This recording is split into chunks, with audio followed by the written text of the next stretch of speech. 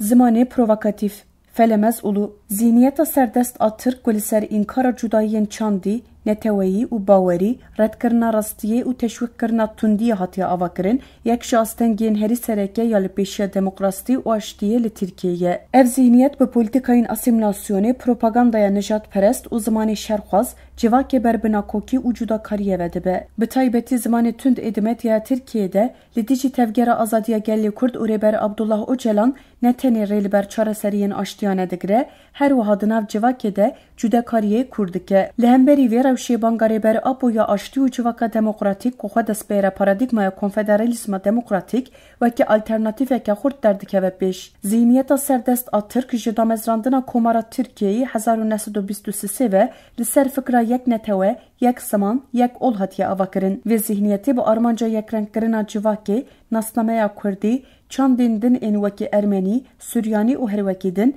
baweriyên cudayên wekî Elewîtî û Êzdîtî înkar kiriye. Piştî 1923 dewleta Tirk polîtikayên sistematik ên asîmilasyonê li dijî Kurdan meşand. Zimanê Kurdî hatiye qedexekirin, navên gund û bajaran hatin guhertin û bi hezaran Kurd ciwarên xwe hatin koçberkirin. Di serhildana Dêrsimê 1938 de bi hezaran Kurd hatin kuştin û di salên 1990 de zêdetirî 3000 gundên Kurdan hatin şewitandin. Ev kiryar hewldaneke tunekirina nasnameya çandî û neteweyî ya Kurdan bû. Hebûna Kurdan baweyeke fermî hate redkirin û gotinên wekî Kurd tunene, ew tenê Tirkên çiyayî ne, di nav civakê de hatin belavkirin ku xwestin bi vê jî bingeha zihniyeta înkarker xurt bikin. Di perwerdeyiyê de dîrokeke yekalî hate nivîsandin ku çanda Tirk wekî serdest û cudayiyên çandî jî wekî xeterî nîşan didin. Vê propagandayê hişmendiyeke kolektif a ku cudayiyan qebûl nake, di nav civakê de belav kiriye. Saziyên dewletê bi rêya dibistan, leşkerî û bürokrasiyê ev zihniyeta di nav nefşên nû de xurt kirine û ev yekbûye sedema kurbûna kurdofobiyê. Zihniyeta serdest ne tenê li dijî Kurdan, li dijî Elewî, Êzidî, Xristiyan û komên din ên olî jî helwesteke înkarker girtiye. Mînak Elewî di saziyên fermî de nehatine naskirin, Êzidî û Ermenî jî di dîrokê de rastî komkijiyan hatine. Zimanê Kurdî ku bingeha nasnameya Kurdan e bi salan hate qedexekirin û heta îro jî di gelek qadan de bi awayeke tam nayê qebûl kirin ku ev jî bi serê xwe nîşana redkirina cudayiyên çandî ye. Ragihandina Tirkiyeyê bi taybetî medyaya ku dibin kontrola dewletê an hêzên nijadperest de ye, zimaneke tund û provokatîv li dijî tevgera azadiya gelê Kurd û rêber Abdullah Öcalan bikartîne. Ev ziman ne tenê rê li ber çareseriyên aştiyan nedigire, her wiha di nav civakê de cudakariyê Kurd dike û taxrîbatên civakê de afirîne. Tevgera azadiya gelê Kurd a ku ji bo mafên neteweyî û demokratîk ên Kurdan tê digoşe, di medyaya Tirkiyeyê de bi awayeke sistematik wekî terorîst tê nîşandan. Gotinên wekî terorîstên PKK'yê rojane di nûçe, gotar û bernameyên televizyonê de têne dubare kirin. Ev ziman têkoşîna rewaya Kurdan ya ji bo mafên xwe wekî sûj nîşan dide û civakê li dijî Kurdan hêrs dike. Mînak hin rojnameyên wekî Hürriyet, Sabah, Sözcü û Yeni Şafak bi sernivîsên provokatîv hewl didin ku tevgera azadiya gelê Kurd kriminalize bikin. Ev zimanê tund ê medyayê baweriya di navbera Kurdan û dewletê de lawaz dike. Tevgera azadiya gelê Kurd bi awayeke yekalî wekî dijmin tê nîşandan. Ev nêzîkatî li ber diyalog û danûstandinên aştiyane dibin astengiya herî mezin. Mînak di dema pêvajoya aştiyê ya 2013-2015 de êrişên medyayê yên li ser gelê Kurd û tevgera azadiyê bûn sedem ku di civaka Tirkiyeyê de gelek kes li dijî pêvajoyê derkevin. Ev zimanê provokasyona tundiyê bi afirandina hestên neyînî li dijî Kurdan civakê ber bi tundiyê ve dibe. Mînak piştî nûçeyên provokatîv êrişên nijadperest ên li dijî Kurdan li bajarên Tirkiye zêde bûn ku vê yekê rê li ber polarizasyona civakî ve kir.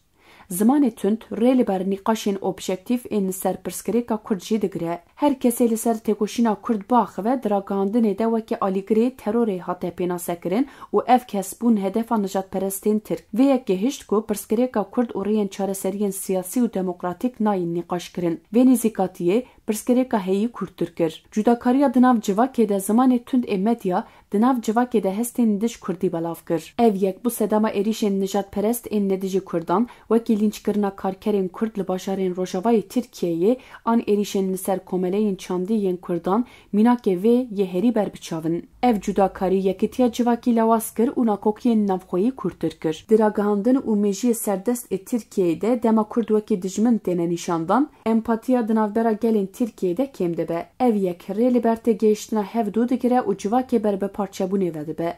Zimanê tund bi taybetî li ser nifşên ciwan ên Kurd bandoreke psikolojîk ane yînî diafirîne. Ciwanên Kurd ku di medya û jiyana rojane de rastî cudakariyê tên, dikarin hestên bêhêvîbûnê an hêrsê hîs bikin ku ev yek dibe sedema dûrketina wan a ji civakê. Kesên şerxwaz ku di nav siyaset, medya û saziyên dewletê de cih dikirin, bi zimanê xwe yê tund û kiryarên xwe yên provokatîv zihniyeta serdest xurt dikin.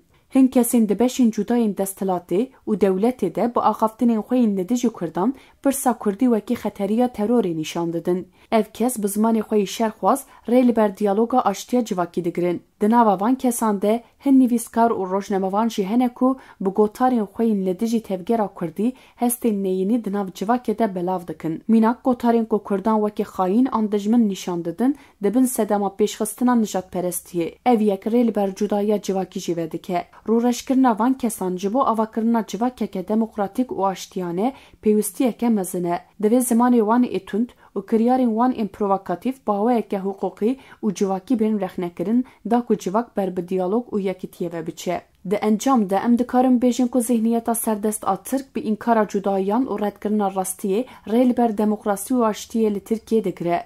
Zimanê tund êragihandinê ku tevgera azadiya gelê Kurd û rêbere Apo hedef digire, ne tenê diyalogên aştiyê asteng dike, her wiha di nav civakê de cudakariyê Kurd dike û taxrîbatên ciddî dide avakirin. Kesên şerxwaz bi zimanê xwe provokatîv vê zihniyetê xurt dikin. Li dijî vî zimanê şer û tundiyê banga rêbere Apoya aştî û civaka demokratîk alternatîfa herî xurt e. Ev bang ne tenê ji bo aştiya civakî, ji bo rojhilata navîn jî rêyeke nû nîşan dide. Ji bo vê yekê divê zimanê ku civakê ber bi tundiyê ve dibe bêr û reşkirin, her kesê ku alîgirî aştiyê jî piştgiriyê bide banga rêbere Apo.